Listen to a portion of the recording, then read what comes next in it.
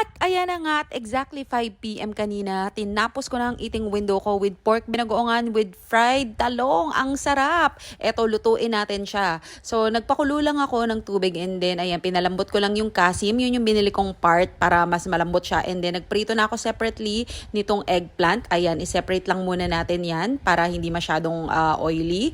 And then, eto na nga, nung natuyuan na yan ng tubig, sobrang lambot na yan. Naglagay lang ako ng konting mantika kasi since puro laman yan, hindi talaga yan magmamantika kasi nga hindi naman kami kumakain nung pinaka taba nung pork. So ayan, nagisa lang ako ng bawang at maraming sibuyas at kahit napakamahal ng kamatis, damihan natin 4 na piraso yan. Pero ayan nga, mas maraming kamatis, syempre mas masarap. Ayan. So igisa lang natin yan ng bahagya. So hanggang kapag naluto na yung kamatis, yung binili ko kasing kamatis, yung medyo pahinog na para hindi na nga mahirap igisa. And then ito, lagyan natin itong spicy bagoong. Ayan. So lalagyan ko lang siya siguro, tansyahin nyo lang mga 2 to 3 tablespoon. And then nilagyan ko yan ng konting suka. Tapos tinakpan ko muna. Ayan yung mga batuta. Tignan mo naman. Akala mo naman gutom, nakaabang pa dyan. Tapos ayan na nga siya. Tignan nyo naman. Grabe. Sobrang bango niyan. So eto na nga. Habang kumukulo-kulo yung ating pork binagoongan na yan. So lalagyan na natin yan ng konting sugar para medyo mag-blend yung anghang at yung tamis, 'di ba? So sweet and spicy, parang si Sir Charot.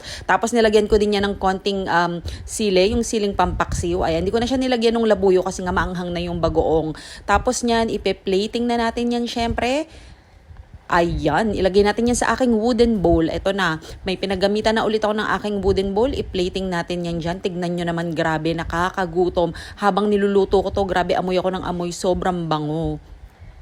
Tapos, ayan na nga, i-plating din natin dyan yung aking naprito na eggplant. Ayan, tignan nyo naman, diba? So ganda. Ayan, nag-iinarte pa. Tignan nyo naman ang mantika, diba? Pero bahagya lang yung mantika na yan kasi nga, yung parang pinaka bagoong niya, yun na yung parang mantika na nakuha niyang pork binagoongan. And then, ito, lagyan natin ng napakalutong na garlic. Ayan, yung sinangag nga pala, isinangag ko yan dun sa pinaggawaan ko ng pork binagoongan. And then, ito yung mga batuta, bigyan natin ng apple. Yun lang. Bye!